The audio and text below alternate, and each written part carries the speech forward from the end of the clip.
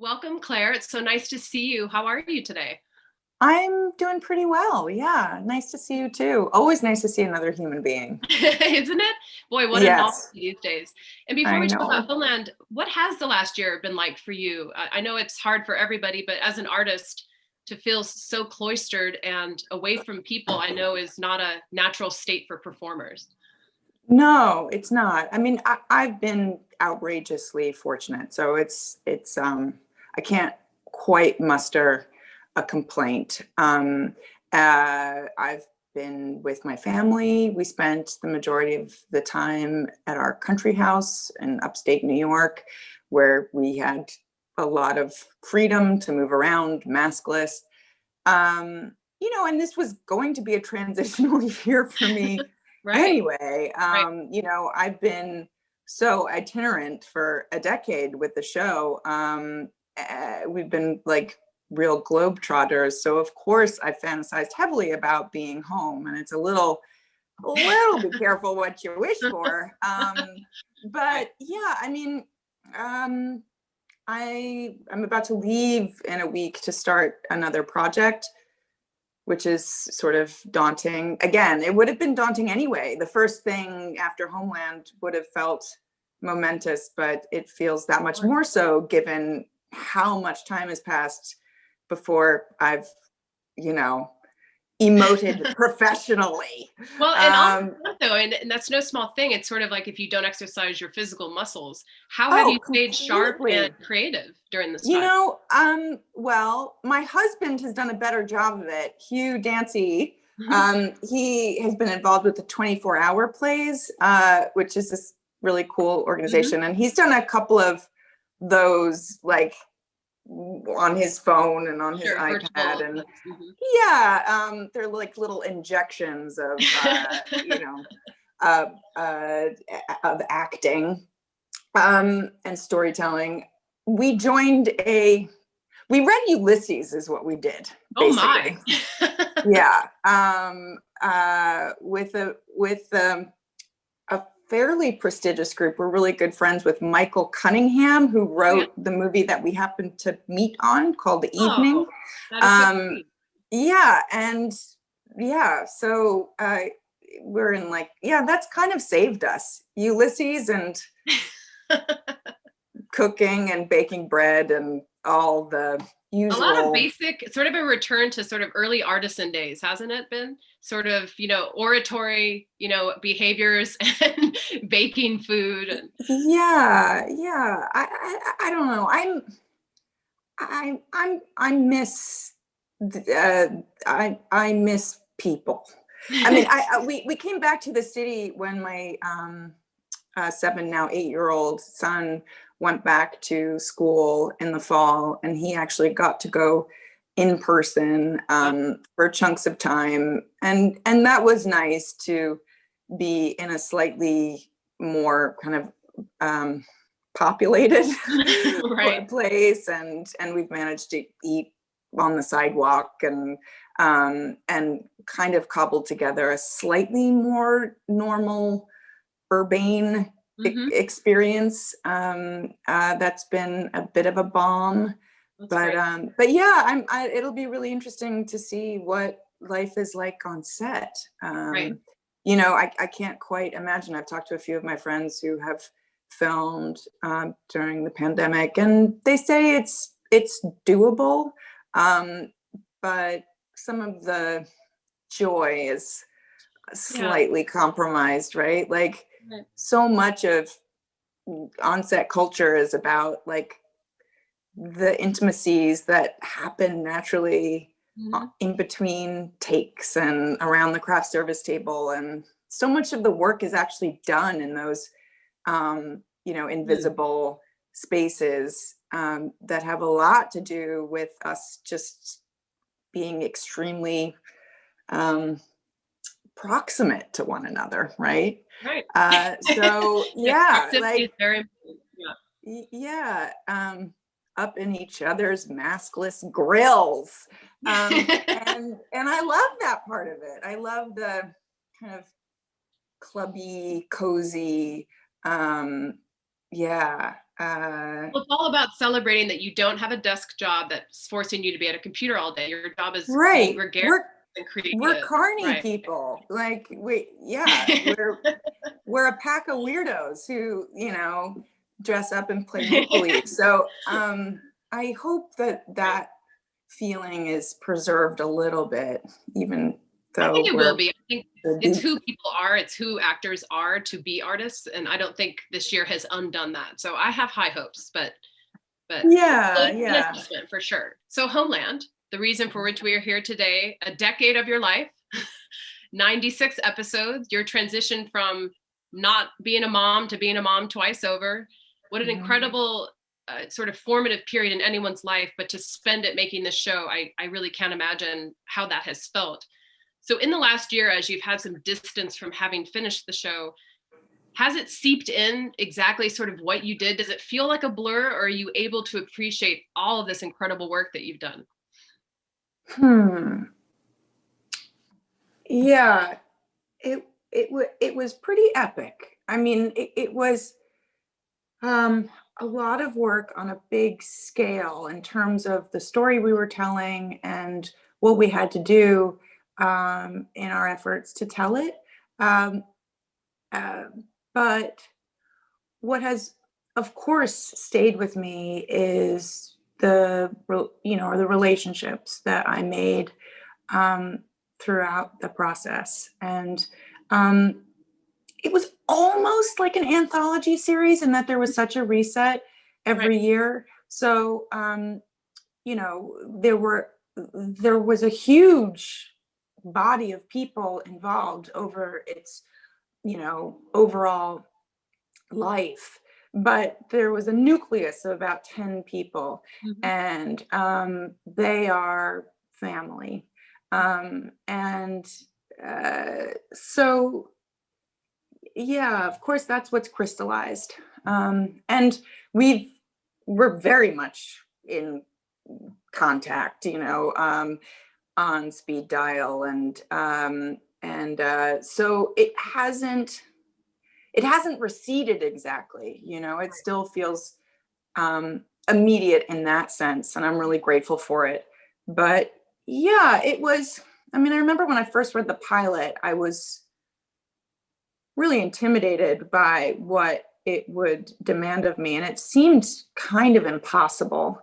But it was so compelling and such an extraordinarily rich character and opportunity. There was no way I could, turn it down in good conscience. But, what was surprising about it was, yes, it was incredibly challenging, but the quality of the material remained so excellent that I was much more fed by it than depleted.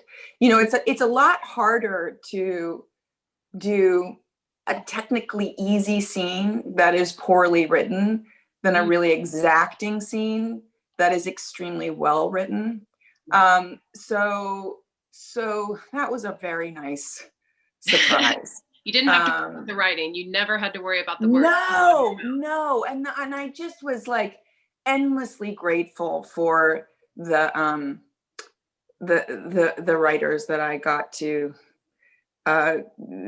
work so intimately with for so long, and in the trenches with them for a decade. Yeah, but I mean, it was just extraordinary. If I had a note ever, I would give it to them, and within a few hours they would absorb it, and the scene would be that much more perfect, right? Wow. So yeah, I think that is rare, and I guess I'd been doing it long enough to actually appreciate how rare and special it was.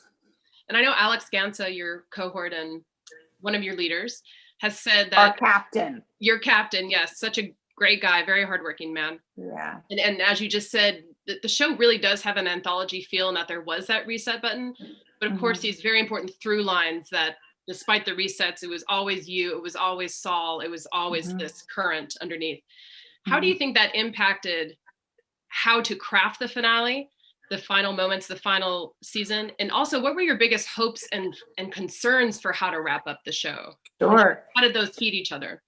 Yeah. Well, it became pretty clear very early on that the central relationship was between Carrie and Saul, which I loved because it's such an unusual dynamic, a mentor and mentee, and an older man and a younger woman. And that doesn't become a romantic relationship.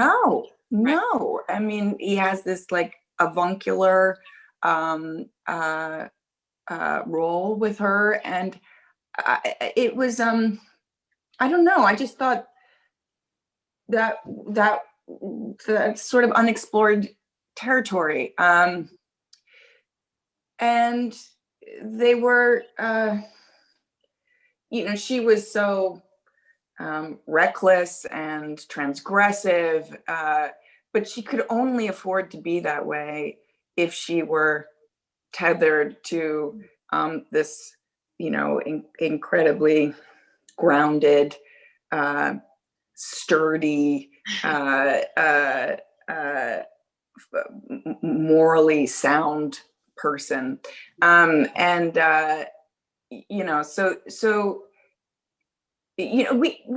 didn't even have that many scenes together because we were kind of holding our respective storylines, right? And then occasionally we would intersect and it'd be some volatile conversation. Of course. But yeah, I think it was inevitable that they would have to reach an impasse, and their trust would have to be, profoundly tested.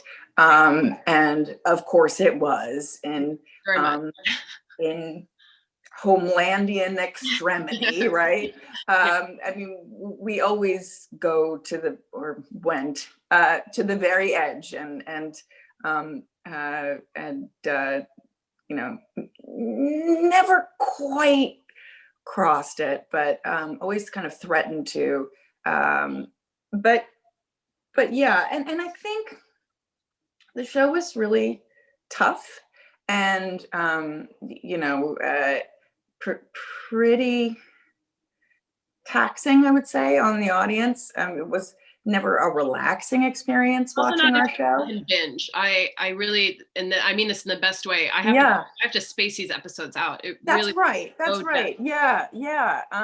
So and our characters just go through such trauma, like over and over and over again. And I didn't want to end the series in a state of despair, right? I wanted to honor the nature of the show. I mean, we all did, but also without being glib or maudlin or corny, have a sense of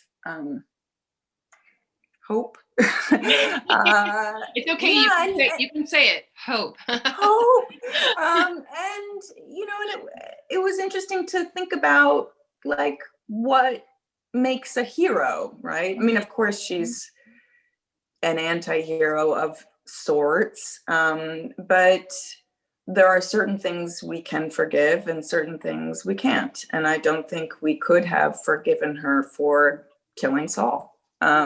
So we played with that idea, but of course do not follow through with that.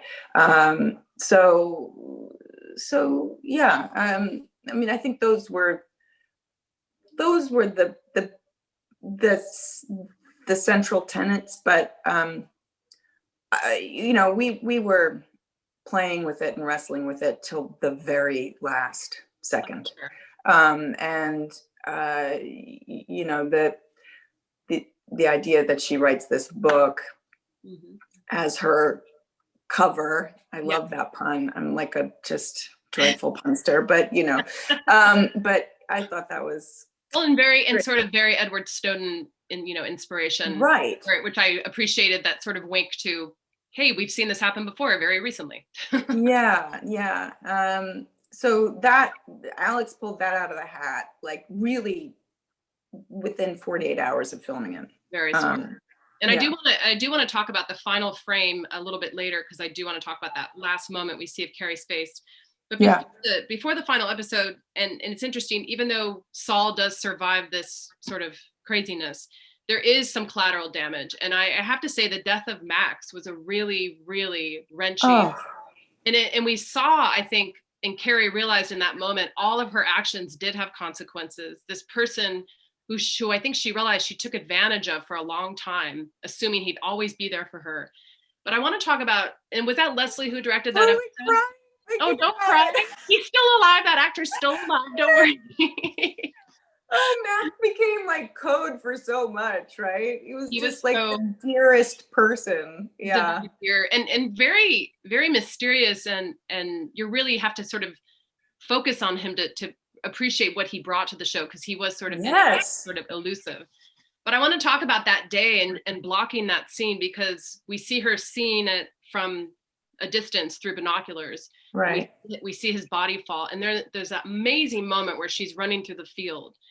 Tell me about blocking that, and what was the significance of her witnessing it from a distance and then having to run to his body? Because you could have blocked that out in so many ways. Yeah. I thought that was pretty clever. Again, all the writers doing. But it did incorporate so many of our tropes, right? Of her observing from a distance, through a lens, being slightly disassociated, and seeing this human as more of an objectified presence, right?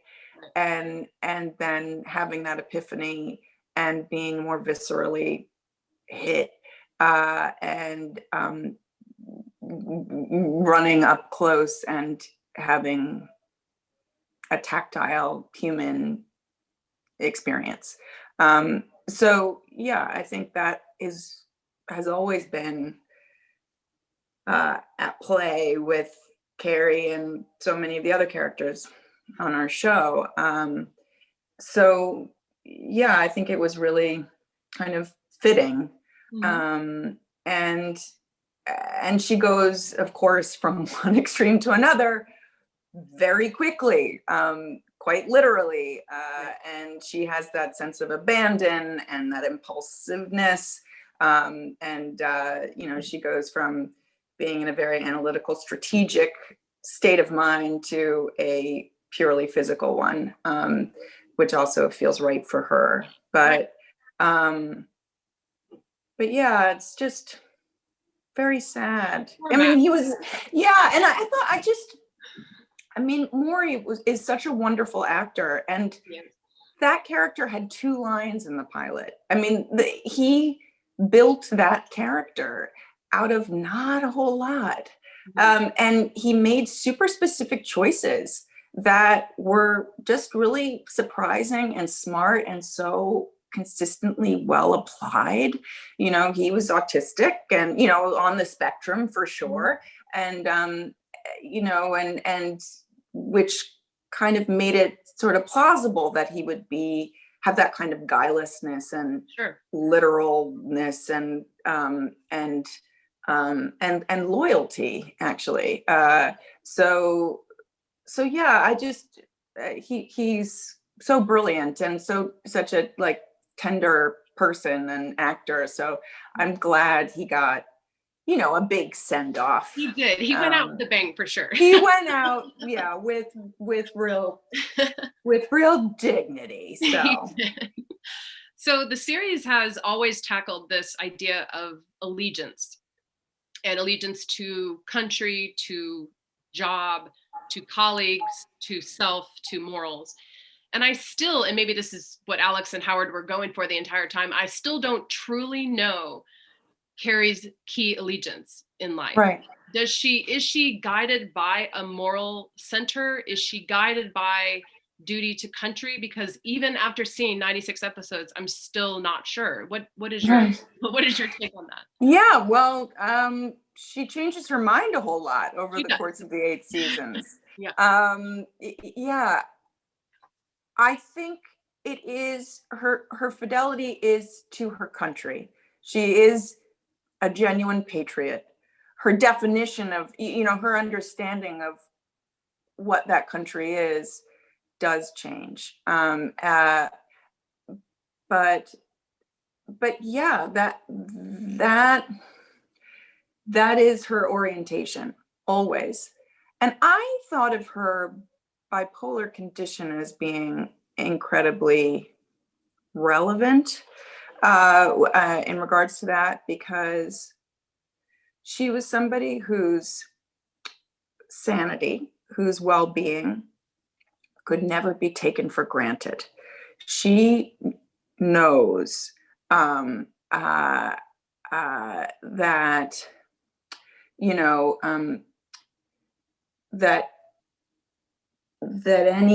that the privileges that we are so naturally afforded can go boom, right?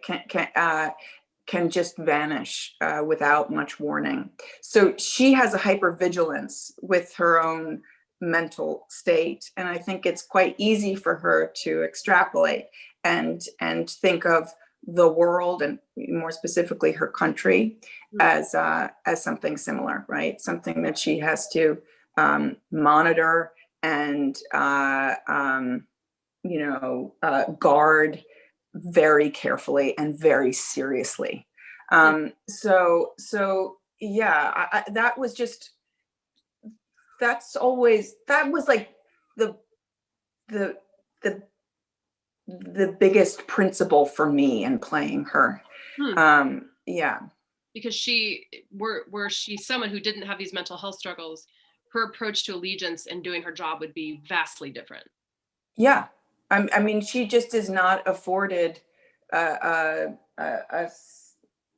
kind of complacency or ease or comfort, Right. And I think that's so true of so many of us as American civilians. Like, we have no idea how privileged we are, and what it's like to not have the freedoms that we do. Well, I think for the first time this year, some people have started to feel that for the first time in their lives, whether it be something small of, oh, I can't go to my favorite restaurant, or I have to put this thing on my face. It's the first time Americans have felt slightly inconvenienced. That's right. And that normalcy has been impacted, which is something that people all over the world experience 10 times over every day.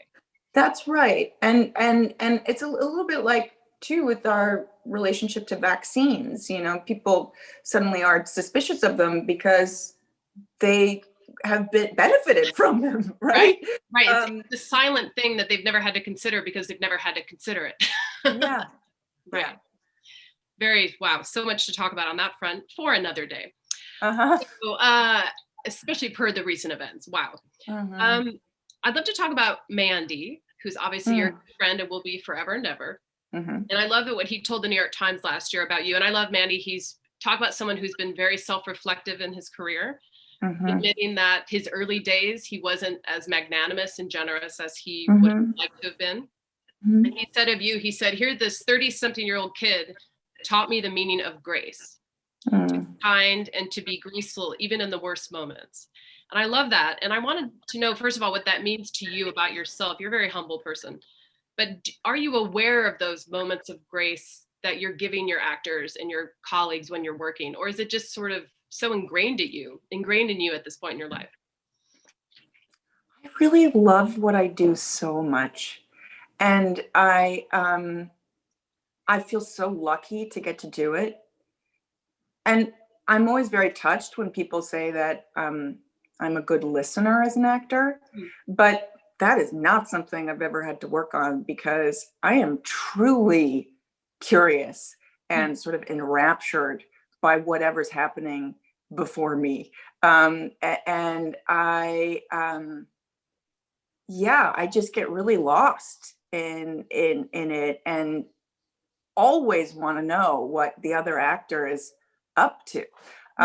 So that's my favorite part of it, is what people make together in this kind of heightened moment between action and cut. And I mean, it's kind of embarrassing, but it feels a little sacred. Like it's so special. There you are forced to be present in a way that we don't we can't always be in our everyday life. It would be exhausting, but to be that kind of awake and that connected to another person when your job is to be defenseless and vulnerable is like, it's super cool. It really is. And especially when you get to do it with people like Mandy, who are just like so stupid, interesting and talented and dynamic and like utterly fascinating. Well, and on that front, you've worked for a long time with all different types of people. And I'm sure you know what it's like to act opposite someone who isn't like that. And how hard is it when the other person isn't on board with everything you've just described? It must be infinitely more difficult. It's more difficult, but it's also interesting, you know. Like taking notes. Yeah, and I don't know. I really, oh God, like I really like dancing too. Like I started as a dancer, and oh God, it's like when I have a drink too many, I become like a bossy dancer. Now, what kind of dancing are we talking about here? Just well, I did like contemporary dance, and you know, so. But yeah, I mean, this is like dancing in the living room, right? Okay. But I want everybody to dance, and I'm just grabbing everybody, like, come on, like, and I love, you know, kind of learning how another person moves and trying to, you know, ape that and turn that into something. So it's just how I do. Like, it's really, I think there's a word for this. I think we just call it, you're a theater geek. I think this is really. Oh God, that's terrible. It's a good thing, no, it's a good thing. It's a positive thing. I might be more of a TV geek, but yeah, yeah, theater geek. So really can be very, very obnoxious. Well, you chose the right profession. That's all. Yeah. So there you go. So you got to act with your husband, Hugh, this season, except you didn't actually get to have any scenes with him. I know. And he played a very sort of conniving, serpent-like, but very well-dressed and well-groomed White House official. So tell me a little bit about, first of all, have him join the show, but the fact that you weren't able to share a scene together was very crushing for me. Yeah, it was so nice. I mean, it was a bit of a surprise. Like, they had this role to cast, and there was this brilliant actor, Hugh Dancy, who was very much in the vicinity. And he was game, which I was very touched by, just on like a kind of poetic level. It was really nice to be able to share it with him. You know, so immediately. I mean, obviously he's in the Homeland family, but for him to penetrate, you know, the screen. Yeah, I'm kind of relieved too that I got to, you know, have that feeling of closeness, but not be truly tested by having to maintain my Carrie facade and also be looking at my husband, because I think that would have been really tough. I think it would have freaked me out a little bit. But no, he played such a horrible person. He was really good. He was so good. I know. I was so impressed by what he did, and he was really clear about how he was meant to look. He's really smart about that. He's got an incredible visual sense, he really does like craft his characters in that way. Yeah. I remember he was wonderful on The Big C.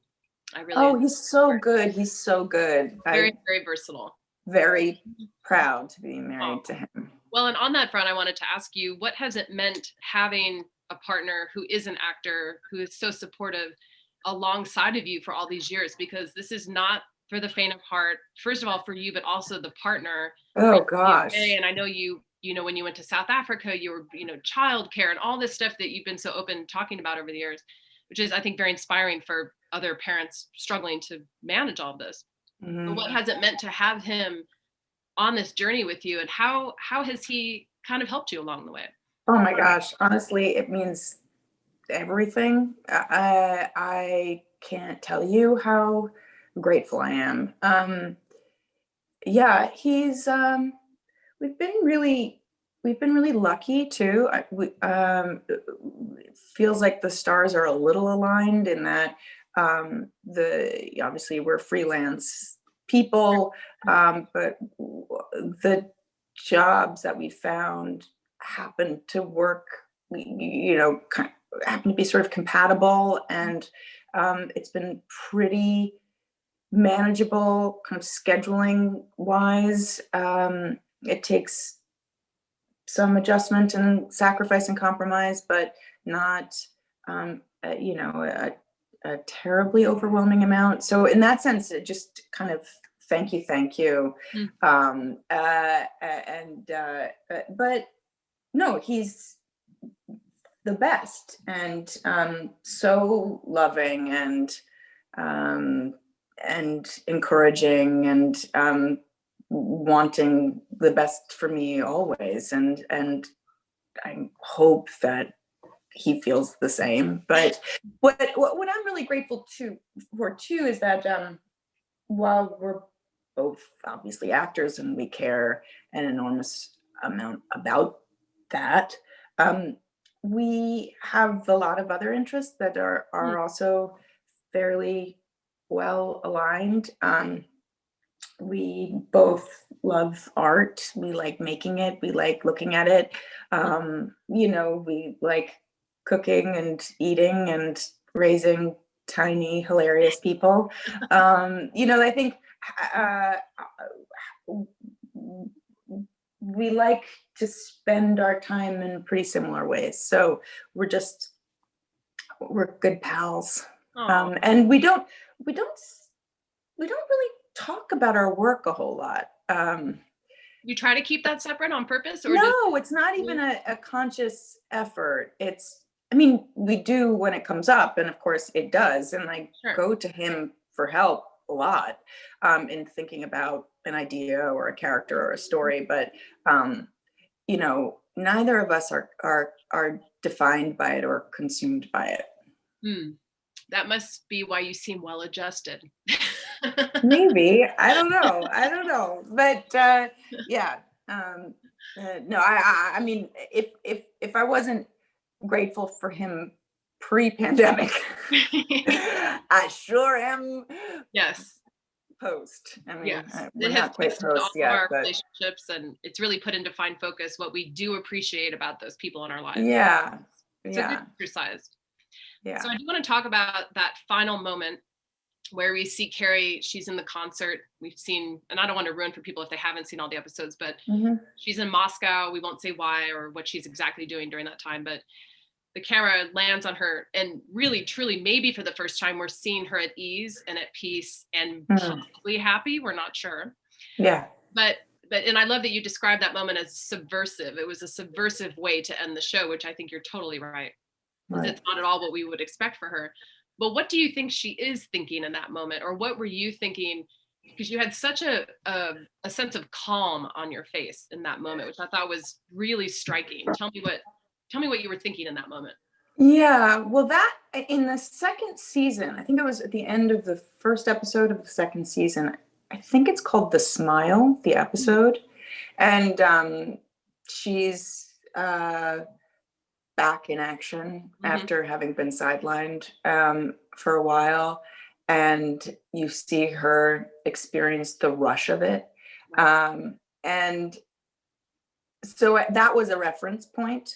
And there was this idea of wanting to you know, surprise the audience by having her be kind of composed and a little optimistic at the very end. But she was thinking of Saul, and she was thinking of having performed yet another coup within her profession.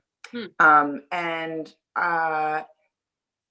you know, she has gone through so many oscillations in her relationship to her work in her country, but she has discovered that her calling is to do this thing.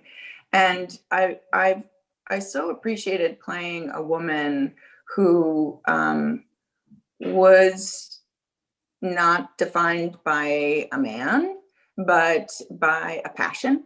And you know, we see her fall in love, and that's an important experience, but it's not the essential experience. And she ultimately honors that, right? So yeah, that's what it was Saul, and the thrill and satisfaction of having done a good job and being engaged in her work that she loves so deeply. For sure. And also the sense of that she's in control of her life. Yes. At least for that. Right. She has taken ownership, and no matter what happens, she is her own guiding principle, which I think is a relatable feeling for a lot of us. Yeah, she's an agent with agency. That's exactly right. And she looked really cute too. It was fun to see her dressed up. Finally, she gets to wear a pretty thing. Oh my God. That was a nice years of pantsuits. But I have to say, I've always appreciated her side purse. And I do appreciate that she had a purse, and it was very practical, and it was small, and it fit her phone, but no larger than that. And she could easily run with it on her side body. We called it her best friend because she doesn't have any friends really, aside from Max. Yeah, it was always like, does she have her friend? You know, did she leave the friend in the car? So yeah, it was a character in and of itself, the side bag. There was a whole article written about it in the Times, which was kind of hilarious. Yeah. And, you know, and it turns out the writer had real disdain for the side bag in general. Oh no. And I was actually kind of hurt by it. Maybe she had a bad side bag incident. She's anti-side bag. She does not think it has any redeeming qualities. But I'm gonna say, not even defense of this side bag, but I'm a fan because your arms are free. Well, especially living in New York, you got to have the side bag. So, but you can't steal it as easily. You have to fend off intruders. Very important. Well, hopefully that person has moved on from that pain. I don't know. I'm sorry it was such a trial for her over the years. So in closing, in final thoughts, how has this show framed or reframed for you the kind of work that you want to do moving forward? You have many years left as an actor, however many you choose to employ as yourself. But also, I've spoken to a lot of actors who've been spoiled by an experience like this, where they just think to themselves, my God, I'm never going to find anything this good again. So that must be like a little grief period. But then how do you take that and reframe, okay, what is next and what do I want to do? What has that felt like for you? Yeah. Well, of course, I think most of us want to do something, if not antithetical to what we just did, you know, quite different. Right. So as enjoyable as it was to play a superhero, it would be nice to play somebody who is, you know, has a slightly more human scale. You know, a citizen. of the world we all kind of know and inhabit. So yeah, more of a domestic person, hopefully no less dynamic. Well, it's funny, I was just about to use the word domestic because you did make that beautiful movie, A Kid Like Jake, a few years ago with Jim Parsons. Yeah. Parents of a gender fluid child. And it was fun to see you in that space, sort of in this smaller Brooklyn apartment, being a parent. Yeah. It was fun to see you go from this grand scale to this small story, but also a very important story. Yeah, and I'd like to be somebody in like more of an active, intimate relationship with somebody else. I mean, I just talked about how refreshing it was to play this intrepid woman who was so singular and kind of, radical and independent. But yeah, I'm a mom and a wife, and I am so not like Carrie, and it might be fun to think about those dimensions of the human experience too. Just something a little more relatable, a little lighter, maybe not as lighter. Not responsible for he's not actually saving the world every day. Yeah, but that'll change, and then I'll want to play, a badass again, I'm sure. But yeah, maybe something a little comic even. But hey, I was just about to suggest, yeah. I did one episode of Master of None once upon a time, and that was a real kick. I did a play that had slightly comic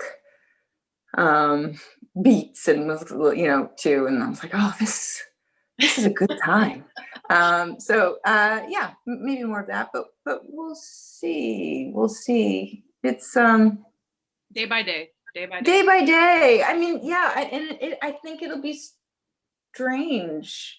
I'm gonna miss her, but she's there. She's always right there. She's there.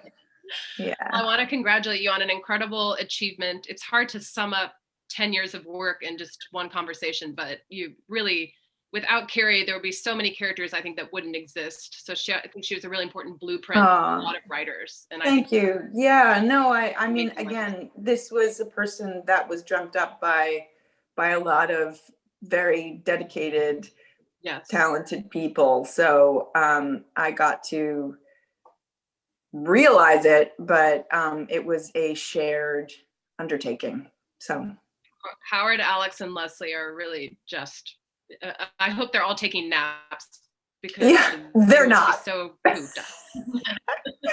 They're not. No. Well, congratulations again, Claire, and hopefully your next gig is safe and happy New Year. Thank you. It's really nice to see you, and I look forward to the next one.